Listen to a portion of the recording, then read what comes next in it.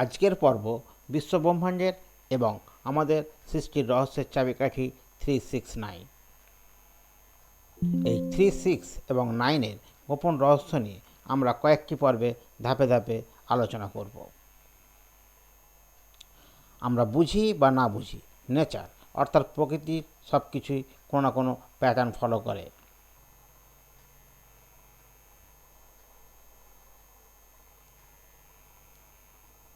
আর এই সকল প্যাটার্ন ম্যাথামেটিক্সের কোনো কোনো রুল বা সূত্র মেনে চলে। আর এই ম্যাথামেটিক্সের নানান রুল আমরা স্টাডি করে বিশ্বব্রহ্মাণ্ডের সিক্রেট খুঁজে পেতে পারি। এখানে যে চিত্রগুলি দেখছি সেগুলি ম্যাথামেটিক্সের কোনো না কোনো রুল বা সূত্র বা প্যাটার্ন ফলো করে চলছে। এর আগের ভিডিওতে আমরা গোল্ডেন রেশিও ও ফিবোনাচি সিরিজ নিয়ে আলোচনা করেছি, পারলে তোমরা দেখে নিও। 369 নিয়ে গ্রেটেস্ট সায়েন্টিস্ট এবং গ্রেট মাইন্ডের অধিকারী নিকোলা টেসলা বলেছিলেন, if you only knew the magnificence of 3, 6 and 9 you would have a key to the universe. এর মাধ্যমে তিনি আমাদের বলতে চেয়েছেন যে আমরা যদি 3, 6, 9-এর রহস্য জানতে পারি তাহলে আমরা বিশ্ব ব্রহ্মাণ্ডের রহস্যের চাবি খুঁজে পেতে পারি। আমাদের বিশ্ব ব্রহ্মাণ্ডের সকল জীবজগতের সূচনা একটি সেল থেকেই হয়ে থাকে। শুরুতে একটি সেল কনভার্ট হয়ে দুটি, তারপর দুটি থেকে চারটি, চারটে থেকে আটটি, আটটি থেকে 16টি, এইভাবে ক্রমশ ডবলিং হতে থাকে। এই ডবলিং হতে হতে আমাদের পূর্ণাঙ্গ জীবের সৃষ্টি হয়। আমাদের মানব শরীর এই চিত্রের মতো যে দেখানো হয়েছে, ওই একই প্রক্রিয়ায় কোষ বিভাজনের মাধ্যমে আমাদের পূর্ণ শরীরে পরিণত হয়। এবার এই কোষ বিভাজনের প্রক্রিয়াটাকে বা প্রসেসটাকে যদি আমরা সংখ্যায় বা ম্যাথামেটিক্সে রিপ্রেজেন্ট করি তাহলে আমরা যে সিরিজটি পাই সেটি হলো 1, 2, 4, 8, 16, 32, 64, এইভাবে ডবলিং হতে থাকে। এবারে এই সংখ্যাগুলিকে আমরা এক অঙ্কের সংখ্যায় পরিণত করলে, অর্থাৎ যে কোনো সংখ্যার অঙ্কগুলিকে আলাদা আলাদা করে তারপর যোগ করলে যদি আমি এক অঙ্কের সংখ্যা পাই তাহলে যে সিরিজটি পাওয়া যাচ্ছে সেখানে দেখব কেবলমাত্র 1, 2, 4, 5, 7, 8 আছে।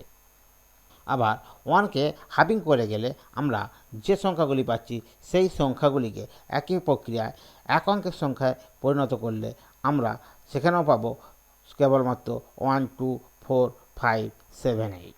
এই দুই ক্ষেত্রে আমরা লক্ষ্য করলে দেখব প্রতি ক্ষেত্রেই 3, 6, 9 অ্যাবসেন্ট। এবার আসা যাক 3কে ডবলিং করলে কি হয়। 3কে ডবলিং করলে আমরা যে সংখ্যাগুলি পাচ্ছি সেই সংখ্যাগুলিকে এক অঙ্কের সংখ্যায় পরিণত করলে আমরা সেখানে 3, 6 ছাড়া অন্য কিছুই পাব না। আবার 3কে হাফিং করলে, হাফিং করার পর তাকে এক অঙ্কের সংখ্যায় পরিণত করলে সেই সংখ্যাগুলিকে আমরা এক্ষেত্রে 3, 6 ছাড়া অন্য কিছু পাচ্ছি না। আবার আমাদের 6-এর ক্ষেত্রেও একই হবে, কারণ 3-এর ডবল 6, তাই। এবার আসা যাক 9-এর ডবলিং করলে কি হয় দেখা যাক। তো 9-এর ডবলিং করলে যে সংখ্যাগুলি পাচ্ছি সেই সংখ্যাগুলিকে এক অঙ্কের সংখ্যায় পরিণত করলে আমরা প্রতি ক্ষেত্রেই 9 পাচ্ছি। 9-এর হাফিংয়ের ক্ষেত্রে আমরা সেই একই রেজাল্ট, কেবল 9ই পাচ্ছি। আমরা 1, 3, 6 এবং 9কে ডবলিং বা হাফিং করার পর তাদের সেই সংখ্যাগুলিকে এক অঙ্কের সংখ্যায় পরিণত করার পর আমরা 3 প্রকারের রেজাল্ট পেলাম। প্রথমটি হলো সেখানে পাচ্ছি কেবল 1, 2, 4, 5, 7, 8, আর দ্বিতীয়টি ক্ষেত্রে পাচ্ছি 3, 6, 3, 6, আর তৃতীয় ক্ষেত্রে কেবল 9। এই 3 প্রকার রেজাল্ট একসঙ্গে মিলিত হলে দেখব যে আমরা 1 থেকে 9 সমস্ত সংখ্যাগুলি পেয়ে গেছি। এই 1 থেকে 9 এই সংখ্যাগুলি আমাদের ফিঙ্গারপ্রিন্টে কোথায় কিভাবে অবস্থান করছে এবং প্রত্যেকে কে কীরকম ভূমিকা পালন করছে সেটা আমরা এবারে বুঝব। এখানে যে চিত্রটি দেখছ এটাই হলো ফিঙ্গারপ্রিন্ট অফ গড। এই ফিঙ্গারপ্রিন্টের ডান দিকের হোয়াইট কালারের সংখ্যাগুলো হলো 1, 2, 4 এবং বাঁ দিকের 8, 7, 5। এই হোয়াইট কালার ডান দিকেরগুলি 3 দ্বারা নিয়ন্ত্রিত হচ্ছে এবং বাঁ দিকেরগুলি 6 দ্বারা নিয়ন্ত্রিত হচ্ছে। 3 দ্বারা নিয়ন্ত্রিত হচ্ছে 1, 2, 4 এবং 6 দ্বারা 8, 7, 5। আবার 6 বা 6 এবং 3 এই দুটি সংখ্যা 9 দ্বারা নিয়ন্ত্রিত হচ্ছে। এই 1, 2, 4, 5, 7, 8 এই সংখ্যাগুলি আমাদের বিশ্বব্রহ্মাণ্ডের 3Dকে রিপ্রেজেন্ট করে। আর 3, 6, 9 এই 3 ডাইমেনশনের উপরের হায়ার ডাইমেনশনে বিরাজ করে। এখানে তোমরা তাহলে দেখলে যে 1, 2, 4, 5, 7, 8 এগুলি 3, 6 দ্বারা নিয়ন্ত্রিত হচ্ছে, আবার 3, 6 নিয়ন্ত্রিত হচ্ছে 9 দ্বারা। এর অর্থ হলো যে সমস্ত কিছুই আমাদের 9 দ্বারা নিয়ন্ত্রিত হয়।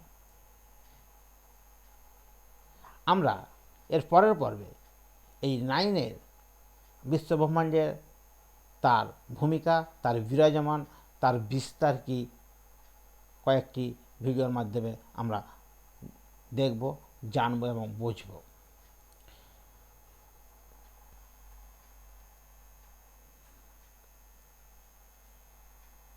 তোমরা আমাদের এই ছোট্ট চ্যানেলটিকে সাবস্ক্রাইব করে আমাদের অনুপ্রাণিত করো, যাতে করে আমরা পরের ভিডিওগুলি সুন্দরভাবে পরিবেশন করতে পারি।